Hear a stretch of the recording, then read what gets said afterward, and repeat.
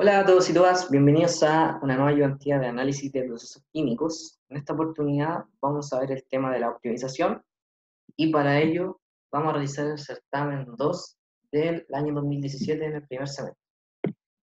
Entonces, ¿qué consiste el contexto de este certamen? Aquí hay un pequeño resumen de lo que es el contexto, que básicamente lo que tenemos es un reactor, que es un reactor prototipo de escala de laboratorio, en el cual ingresan dos reactantes y se obtienen ciertos productos por medio de ciertas reacciones químicas que están ahí a mano derecha. Bueno, este reactor también consta de un control perfecto de la temperatura con un TIC 01 que sale acá, un reactor que está con chaqueta para poder controlar la temperatura y posee tres reacciones químicas, A más B, obteniendo C, y C específicamente de nuestro producto de interés. También está la reacción química de A obteniendo C1, C obteniendo C2, donde S1 y S2 son compuestos que son del tipo no deseados. Entonces yo quiero solamente, en el caso ideal, obtener C, pero ocurren estas tres reacciones que pasan en paralelo. Ese resumen un poco este sistema experimental. Entonces, como información adicional, tenemos que la densidad no presenta un cambio apreciable en la entrada ni en la salida. Entonces la podemos considerar constante. Y de hecho, aquí en el problema sale el B, que es el flujo volumétrico, sale como constante explícitamente en la entrada del reactor y en la salida, sale el mismo B. Así que, bueno, esta información adicional nos asegura que el flujo volumétrico es constante debido a que la densidad es constante. ¿Qué otra información tenemos? Que la cinética de las reacciones es elemental. Eso quiere decir que, por ejemplo, en la reacción asociada a K1, la cinética de esa reacción sería K1 por Ca por Cb, con Ca y Cb como concentraciones de cada uno de los compuestos. También tenemos que las constantes cinéticas se pueden expresar según esa ecuación que está ahí, que es una ecuación que sale explícitamente. Limitaciones del sistema. Bueno, el sistema tiene un rango para el flujo de alimentación, que fluctúa entre 1 por 10 a la menos 4 litros hora y 360 litros hora. También tenemos que la concentración tanto de A como de B iniciales tiene que ser mayor o igual a 1 por 10 a la menos 4 mol por litro. Adicionalmente a esto tenemos que la temperatura puede variar entre 298 y 360 Kelvin. Como tenemos un control de temperatura, ST corresponde al set point que yo le doy a ese controlador, que va a fluctuar entre 298 y 360, para poder controlar la temperatura de salida de nuestros productos. Y también tenemos una restricción que tiene que ver con la viscosidad de estos componentes y que CA0 y CB0 tienen que ser siempre menor o igual que 2 mol litro. Esa es una restricción que aparece explícitamente en el problema también. Entonces, ahí están las limitantes del sistema. Como datos tenemos la temperatura de referencia y los datos asociados a la ecuación para determinar el K01, asociado a una temperatura de referencia, los valores de los betas y también el volumen de nuestro reactor CSTR de escala de laboratorio, que corresponde a 1 litro. Entonces, lo primero que deberíamos hacer es presentar un modelo que nos permita obtener las concentraciones de salida de mis productos y analizar un análisis de grado de libertad. Realizar un análisis de grado de libertad, mejor dicho. Y haciendo esto, nosotros podemos ya pasar a la siguiente pregunta. Entonces, eso es lo primero que vamos a hacer. Vamos a plantear la ecuación y vamos a realizar el DOF de forma simultánea. Entonces, eso es lo que haremos a continuación. Ya, entonces, para conocer las concentraciones molares de los productos de salida, lo que vamos a hacer es plantear los balances de materia por componente. Entonces, primero sería el balance de materia al componente A. Con este balance de materia nosotros deberíamos obtener la concentración de A la salida del reactor. Entonces, ¿cómo sería este balance? Sería B por CA0 lo que entra, menos B por CA, que sería lo que sale, menos lo que reacciona o se produce. Sería el volumen del CSTR multiplicado por nuestras cinéticas de reacciones en donde está involucrado el compuesto A, que sería la reacción asociada a K1, sería K1 por CA por CB, dado que nuestra cinética es del tipo elemental, y la reacción asociada a K2, donde el A se transforma en S1, K2 por, ahí me equivoqué, K2 por C, K2 por CA. Entonces tenemos esto, y en el estado estacionario nosotros tenemos que esto tiene que ser igual a 0. ¿Qué más tenemos? El balance de materia del compuesto B. Sería B por CB0 menos B por CB. En este caso B solamente aparece en la primera reacción. Volumen del CSTR por K1 por CA por CB.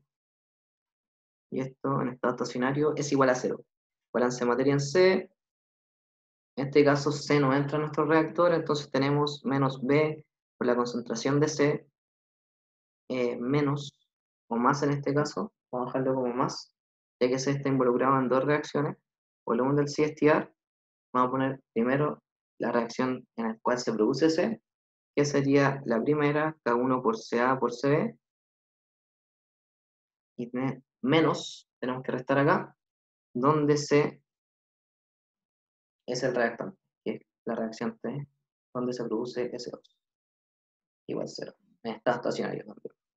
Después tenemos el balance de materia en S1, tampoco entre S1, entonces B por CS1, en este caso solamente hay una reacción asociada a S1, que sería la reacción 2, K2 por CA, igual 0, el balance de materia en S2, menos B por CS2, más volumen del CSTR, por K3 por CC igual a 0.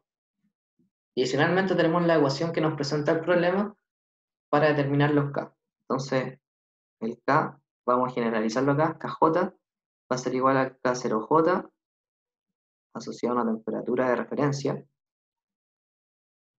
multiplicado por BJ por 1 menos T de referencia partido por T. Esa es la ecuación. Y ahora finalmente vamos a analizar el DOF. Entonces lo primero que vamos a hacer va a ser identificar nuestras variables del problema. Las voy a anotar uno por uno para que quede claro. Que sería B, CA0, CA, volumen del CSTR, volumen del reactor, K1, CB, K2, CB0, voy a decir acá abajo,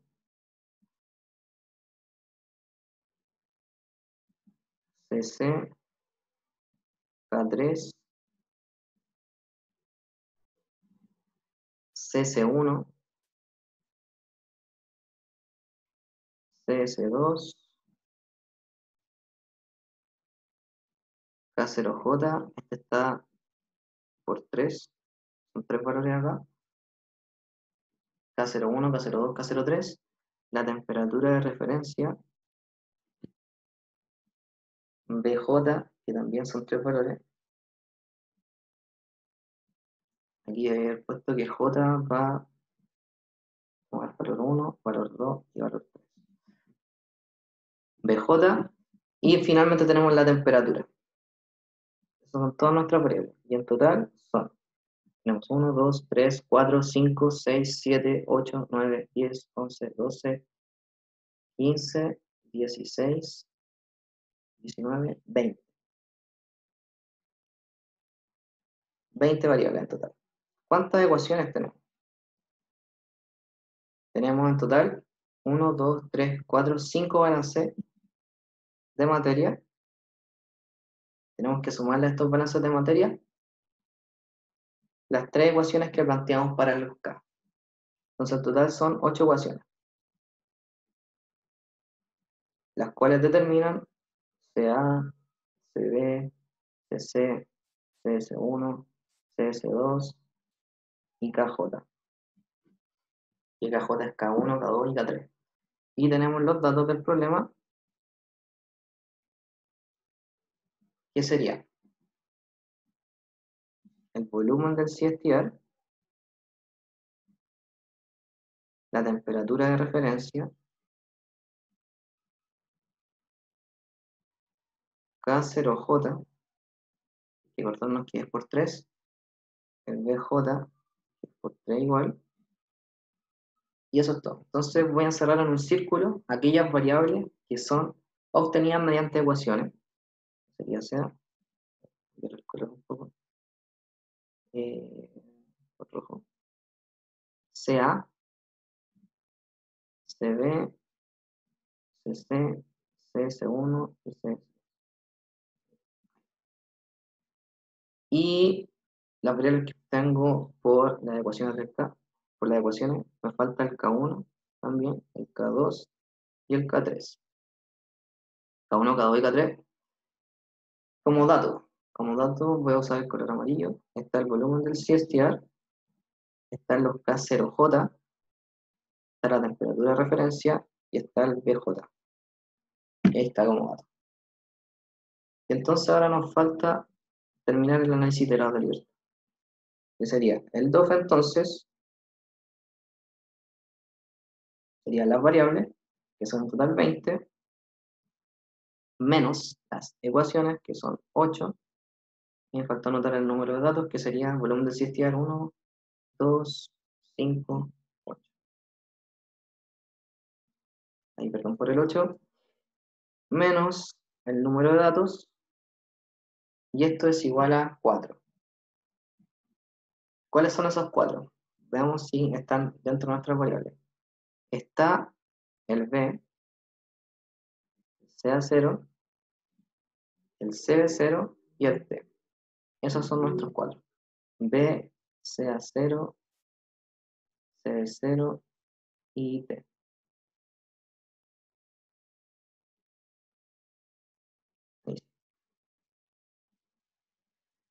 Y eso es lo que representa mi DOF final.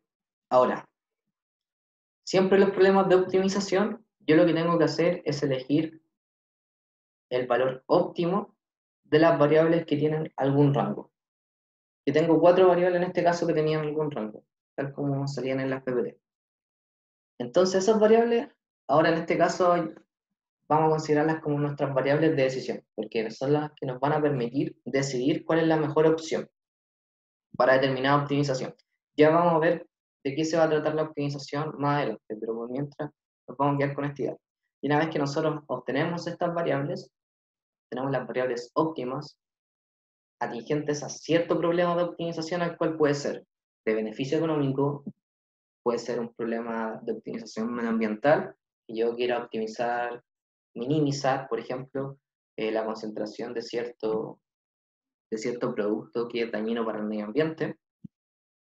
O también puede ser optimizar mi producto de interés, que en este caso es C. Puede ser cualquier tipo de optimización. Y para llevar a cabo esa optimización, yo lo que tengo que hacer es encontrar los valores óptimos del flujo de entrada, de la concentración de A0, la concentración de B0 y de la temperatura. Eso como idea principal. Antes o anteriormente en el ramo habíamos visto las variables de decisión como los parámetros de entrada que yo controlaba o que yo conocía desde antes. Ahora aquí, para que no se confundan, vamos a considerar como variables de decisión a partir de ahora todas aquellas variables que nosotros tenemos que encontrar para optimizar un problema. Y todas las otras variables que, por ejemplo, eran parámetros de entrada y que no tienen ningún rango, vamos a conocerlas como datos a partir de ahora. Entonces, ese ha sido el análisis iterado de libertad, respondiendo a la pregunta 1 y 2. Entonces, vamos a ver cómo continúa este ejercicio.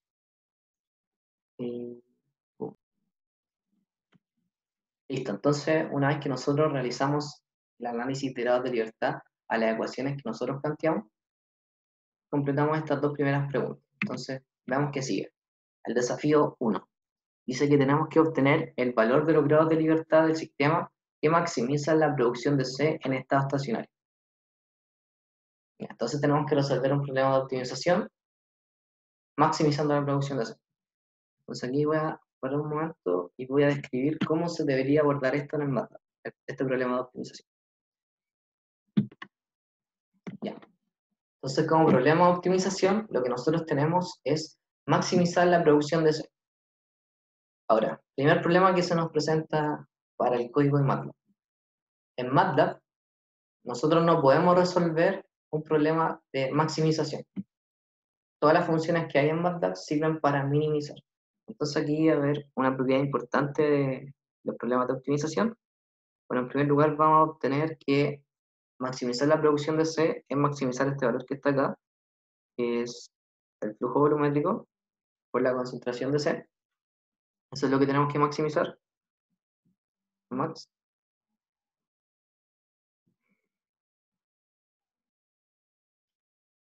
Y este problema, una propiedad importante de la optimización, tenemos que pasarlo de alguna forma a minimización. Entonces, ¿cómo lo pasamos? Va a ser minimizar menos B por CC. Ese va a ser nuestro problema. Entonces, aquí se pone el problema de optimización completo. Este ST es sujeto ¿a qué? A restricciones. Tenemos el problema, habíamos visto que tenemos limitaciones. ¿Qué tipo de limitaciones? Teníamos una restricción explícita que es C a 0 más C 0 tiene que ser menor o igual que 2. Y adicionalmente tenemos los límites inferiores y superiores de nuestras variables de decisión. Entonces aquí vamos a poner el U como nuestras variables de decisión, límite inferior y límite superior. ¿Cuál era nuestra variable de decisión? B, C0, C0 y T. Y aquí queda nuestro problema de optimización. Este U va a corresponder a un vector, ¿sí? Para que lo tengan en cuenta. Con todos los valores de B, C0, C0 y T. Y este es el problema de optimización. Entonces, ¿cómo se resuelve esto en MATLAB? Para resolver este problema de optimización en el MATLAB, lo que nosotros debemos hacer es crear una función. Entonces, primero, función. ¿Función de qué? La función del CSTR, que va a incluir los balances, todos los balances. Eso es lo primero que tenemos que hacer, los balances. Una función en donde nosotros ponemos todos los balances. Una vez que tenemos esta función, lo que nosotros vamos a hacer también va a ser crear otra función con la función objetivo. En este caso, ¿cuál es mi función objetivo? Menos B por CC. Ya vamos a entrar en detalle de cómo se construye esa función objetivo. Esto es lo principal. Y crear también un main, un script, donde nosotros seamos capaces de ejecutar toda nuestra optimización. ¿Qué función se ocupa en MATLAB para optimizar? Dentro del main se tiene que ocupar esta función. Se ocupa la función que se denomina fmin con o fmin-anc. Son dos funciones.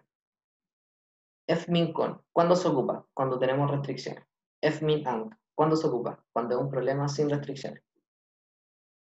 Entonces, en este caso tenemos la restricción de CA0 más CB0 menor o igual que 2. Es un problema con restricciones. En inglés es constraint. Y anc con unconstraint.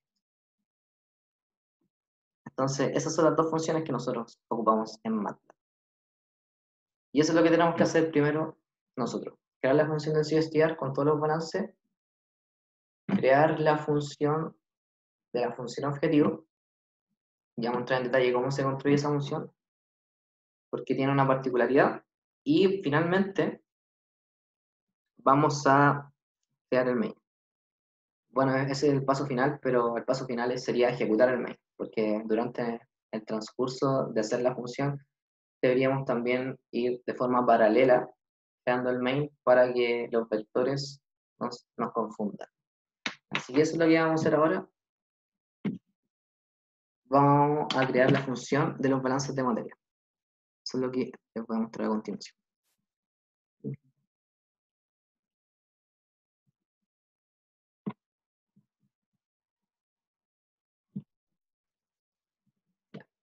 Aquí estamos en nuestra función, que la denominé CSTR, que tiene como parámetros X, U y A, en donde X van a ser la incógnita, y cada incógnita sería CA, CB, CC, CS1 y CS2, mientras que U viene determinado por las variables de decisión, por las cuales nosotros tenemos que decidir cuáles son las mejores, que sería B igual a U1, CA0 igual a U2, CB0 igual a U3 y D igual a U4, y el vector de parámetros o de datos, que es el vector A. Ahí están todos los datos que nosotros definimos para poder encontrar todos los balances de materia.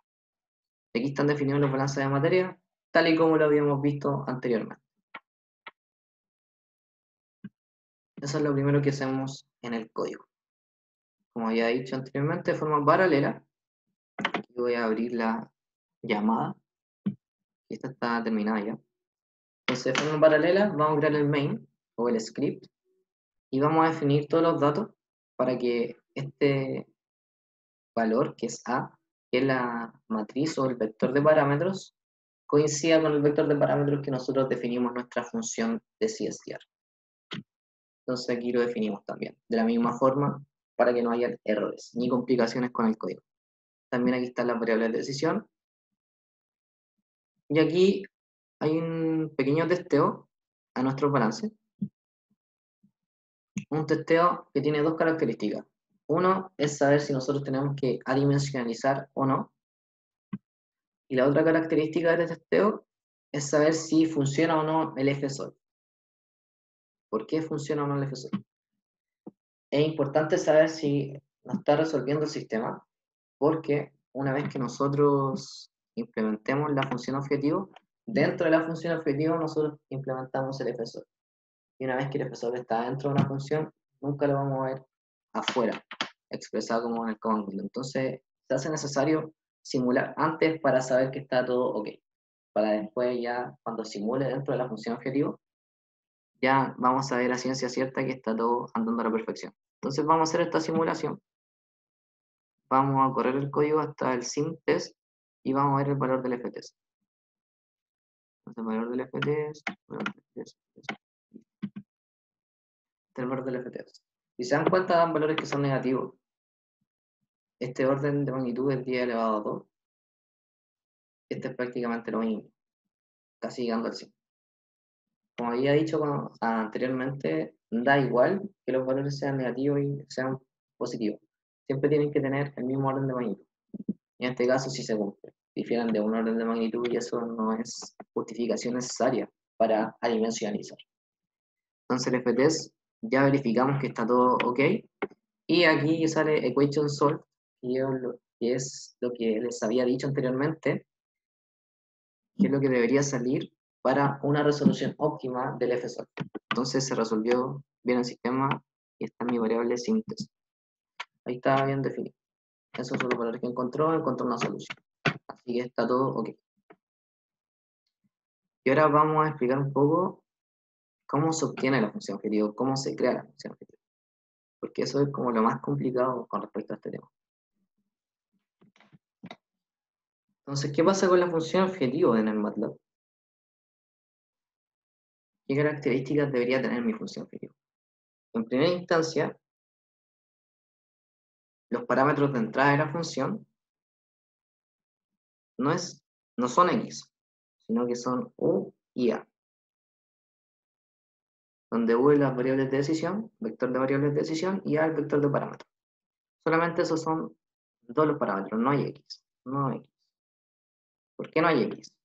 Porque una vez que está definido todo, lo que yo voy a hacer, o lo que hace en realidad en la función fmin con, y por qué lo tenemos que poner así, la función objetivo, es que se dan unos parámetros de variables de decisión, se dan unos valores de variables de decisión, se llaman valores Q. Y para esos valores Q, yo voy a resolver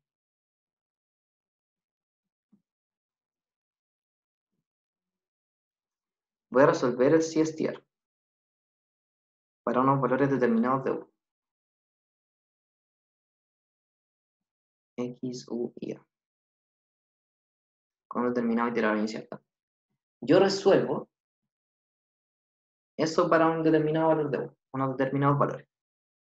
Y aquí obtengo X, y en donde X va a ser, por ejemplo, el X de 3, va a ser igual a mi concentración de C, según como yo lo ordené, según la disposición que yo le di en la función del CSTR. Y la tercera ecuación era precisamente la ecuación que me determinaba C, tal y como lo había ordenado cuando hice el análisis de grados de libertad. Entonces esa es la concentración de C. Y una vez que yo tengo esto, defino acá la función objetivo como menos B por CC. Y eso es lo que va a ir pasando. Entonces, esto se construye así.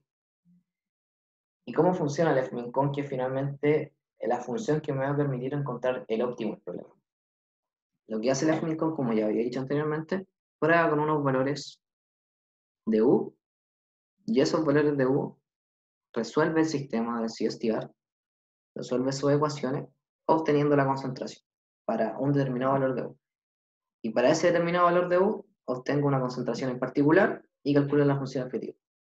Y después hago de nuevo el cálculo y voy comparando la función objetivo.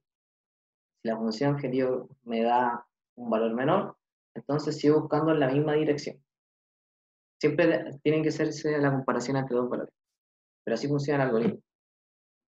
Y para crear la función objetivo, acuérdense siempre de resolver el sistema con el F-sort.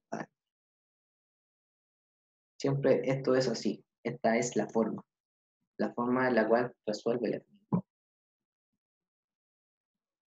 Entonces ahora vamos a ver cómo esto se ve reflejado en el código de MATLAB. Voy a compartir la pantalla de nuevo.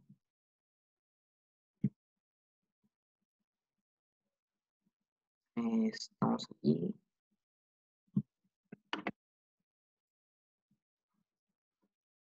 La función objetivo para la producción de software. Entonces, con parámetros de entrada, como había dicho, solamente está U y A. Aquí ya no hay X. Entonces, lo que yo les recomiendo hacer es que como ya definimos cuáles son los U y los A, para el CSTR es simplemente copiar esos valores. Aunque no ocupemos todos los valores de A. Simplemente para que quede ahí. Y de hecho sí lo ocupamos, aquí lo ocupamos acá, en el F-sort. Entonces, aquí está el X0. Este X0 que yo me di acá es precisamente el X0 que usé para la simulación con el F-sort. Si nos acordamos de ese valor, aquí. El X0 es el que está acá. 0.32, 0.12, solamente anoté esos valores, porque yo ya sabía que con esos valores el sistema resolvía el problema. Y de esa forma, objetivo, aquí está. Con un valor inicial de X0, resuelvo el F-solve, y una vez que lo resuelvo, obtengo la concentración de C que estoy buscando, y ahí está mi función objetivo. Y eso es todo. Y el algoritmo fmincon se va a encargar de encontrar el valor óptimo. Nosotros solamente tenemos que respetar la forma de la función objetivo, que es como yo les dije. Siempre tenemos que encontrar el valor de X con el F-solve, simulando. Si yo tengo más equipos, tengo que hacer todo el cálculo que hacíamos anteriormente en la etapa de simulación, aquí en la función objetivo. Porque antes nosotros en simulación siempre teníamos los valores de U, los conocíamos previamente. En este caso, como no los conocemos, tenemos que ponerlo acá para que el programa nos entregue los valores que son óptimos. Y así funciona esto. Y bueno, vamos a ver ahora la forma del fmincon. Aquí tengo en el buscador fmincon, porque tampoco me acordaba cómo se ponía el fmincon. Aquí vamos a encontrar el fmincon. Entonces, esto es lo que sale aquí cuando nosotros ponemos el fmincon en la ventana de ayuda de MATLAB. Salen muchas formas de poner el fmincon. Muchas formas. Yo en este caso lo hice de dos formas distintas para que tengan opciones y porque también lo que se hace es poner la función de restricción, poner una función de restricción, tal y como se construye la función objetivo. Entonces son funciones que son similares. Y también se ocupa mucho eso. Así que por el momento vamos a ver cómo es nuestra ecuación o inecuación que tenemos como restricción. Aquí tenemos la minimización. Nuestra ecuación que tenemos como restricción se parece mucho a esta. A por X menor o igual que B. Donde ¿qué sería A y qué sería X? Bueno, X sería nuestro vector de variables de decisión. El primer elemento de este vector sería el B, que nuestra inecuación es sea 0 más C de 0 menor o igual que 2. Como el primer elemento es B, solamente, y en la inecuación o la desigualdad no aparece ese elemento, no aparece el B, lo que nosotros deberíamos hacer es poner 0. 0 en la posición del B. Donde está el C a 0 y el C de 0 deberíamos poner 1, porque ahí se completa la suma, en esta matriz de la. Y donde está el último elemento que es la temperatura, también 0, porque en nuestra restricción solamente tenemos C a 0 y C de 0. Y eso es menor o igual que 2. Entonces veamos cómo se manifiesta eso en nuestra función. Aquí está. Eso es lo que estamos hablando anteriormente. Definimos un elemento que es un A de inecuación, que es 0, 1, 1, 0. Este es un vector fila. Un vector fila. INEC.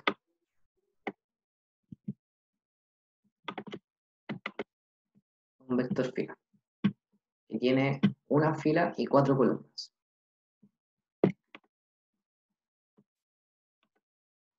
Entonces el BINEC, que sería el valor de la restricción, sería 2. Entonces tenemos que ver la forma de la función fmin_con que está acá. La vamos a usar con esta forma que está acá. Inclusive así. Solo con eso ya sería. Donde el A sería mi A INEC que yo definí y mi B sería el B INEC. Mientras tanto, como no tenemos restricciones de igualdad como el AEC y el BEC, lo que deberíamos hacer ahí es poner corchetes vacíos. Así se rellena. Entonces veamos cómo está acá mi función fmin_con. Aquí está la función fmin_con. Bueno, ahí está simulando, yo leí. Aquí está fmin_con. Esa es la nomenclatura que se pone, el @u, porque yo quiero encontrar el vector de variables de decisión de mi función objetivo de producción de C, u de A, se da un vector inicial u de 0 que yo definí acá arriba de forma arbitraria. El AINEC y el BINEC, que son mis restricciones de desigualdad.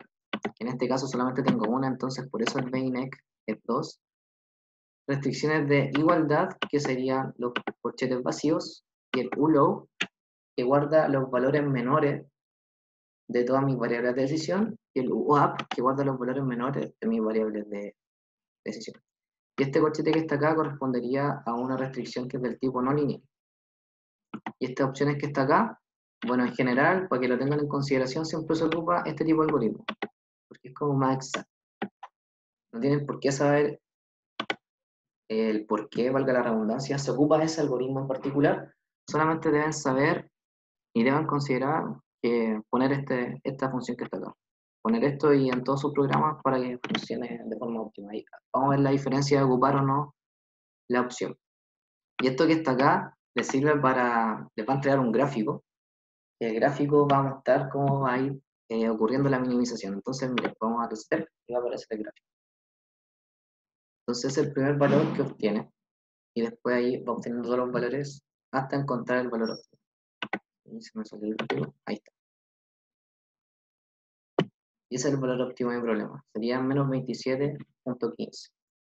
Y ese es el valor máximo que alcanza la producción de C. Sería 27.15 mol de C por hora.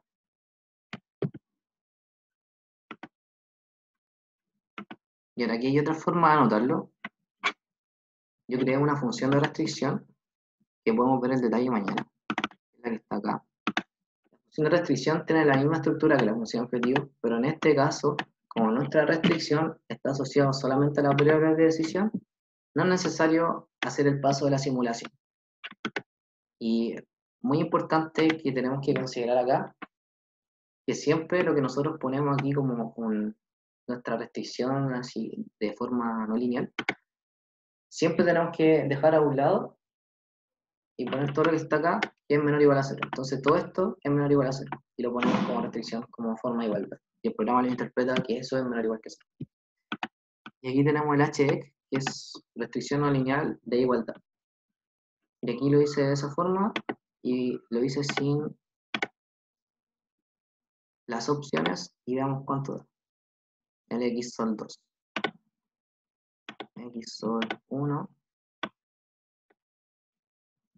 Aquí está el X sol 1, que sería con la forma de opciones, con la restricción anotada como decía el AINEC y el BINEC. Y en este caso, haciendo una función de restricción y sin ocupar las opciones. De todas formas, da exactamente lo mismo. Son valores similares, idénticos, de hecho. Entonces, ¿qué más nos queda? Aquí, si se fijan, como no ocupé el AINEC y el BINEC, puse corchetes vacíos. Siempre cuando nos tengamos esos valores, se ocupan corchetes vacíos. La fórmula que más se ocupa para resolver los problemas de optimización es la que está acá, con las restricciones. Siempre se crea una función de restricciones. Y aquí poner opciones. Y eso sería la fórmula típica de resolver un problema con optimización. Entonces vamos a pasar a la siguiente, para que no sea tan largo esto. Listo, entonces por medio del programa MATLAB nosotros pudimos encontrar el valor óptimo que maximiza la producción de C, tanto para B, para CA0, para CB0 y para la temperatura. Aquí tenemos otra pregunta que nos dice si los valores obtenidos son los esperados desde el punto de vista del tiempo de residencia del sistema, la temperatura y la concentración de ingresos. Ya, eso lo vamos a discutir, lo podemos discutir el miércoles. Ya no hay necesidad de discutirlo ahora porque creo que es mejor avanzar. Eso lo podemos dejar hacia la parte final para resolver este segundo problema de optimización, que es del beneficio económico. Y que aquí nos dan la función de beneficio económico de la cual nosotros tenemos que maximizar. Otra vez está la palabra maximizar. Entonces, tenemos que acordarnos de ponerle un menos a la función de maximización para que pueda minimizar el problema de buena forma. Entonces ahí está el ingreso por venta de C, el costo de materias primas, el costo de exposición de S1 y el costo de exposición de S2. El supuesto que tenemos que considerar es que en la salida del reactor los compuestos pueden ser separados completamente y que los reactivos ayuda recuperados a la salida del reactor se pueden reutilizar. Aquí están los valores que nos dan todos los precios, tanto de C, el precio de venta de C, los precios de compra y el costo de disposición del compuesto S1 y S2. Entonces ahora tenemos que resolver un problema de optimización en el desafío 2, el cual tiene como función objetivo el beneficio económico. Entonces, similar a lo anterior, planteamos una función objetivo que yo la denominé de beneficio. Planteo una nueva función objetivo de beneficio, definiendo U, el parámetro A. Ya. En este caso, yo lo que hice fue agrandar el parámetro A, creé un nuevo parámetro A, un nuevo vector de parámetros A, para el caso de la función de beneficio económico. Ahí ustedes pueden crear un vector de parámetros A universal, agregando desde el primer momento los precios, para que no tengan que hacer esto. Y de todas formas ocupé, bueno, la simulación acá es la misma simulación que nosotros tuvimos en la función objetivo anterior, de producción máxima de C. Y está la función objetivo de máximo beneficio económico. Como yo puedo recuperar lo que queda de remanente de A y de B, tengo que calcular acá lo que yo cubo para producir C, que sería lo inicial, CA0 menos CA. Y el CA es lo que yo obtengo como remanente. Entonces lo que yo ocupo realmente para la producción de C es la resta entre ambos valores.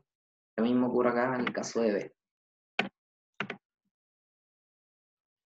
Y todo esto está multiplicado por B porque con B se producía ese flujo molar por tiempo. Y está multiplicado por los precios y esa es la función objetivo. El detalle era este, a considerar. Entonces veamos cómo está la resolución de nuestro beneficio económico en nuestro mundo. Aquí usé la nomenclatura que había utilizado primero para la función fmincon, que esto se ejecute me debería arrojar el gráfico que está a continuación. Okay. Y a ver, veamos el gráfico. Este es el gráfico de beneficio económico. Y da un valor de menos 48.36 son USD, dólares. Ese es el valor que arroja.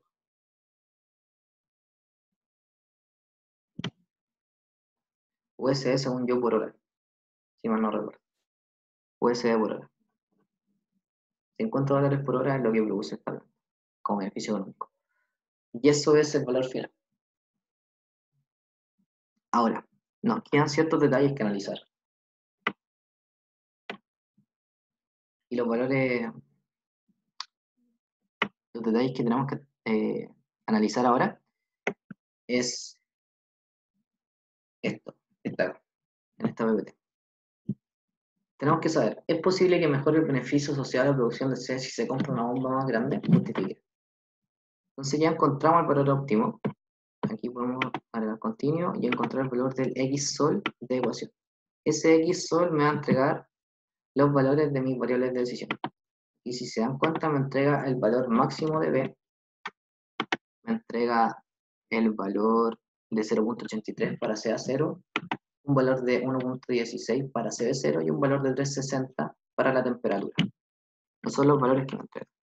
Entonces la pregunta que sale acá dice, ¿es posible que mejore el beneficio asociado a la producción de C si se compra una bomba más grande? Justifique.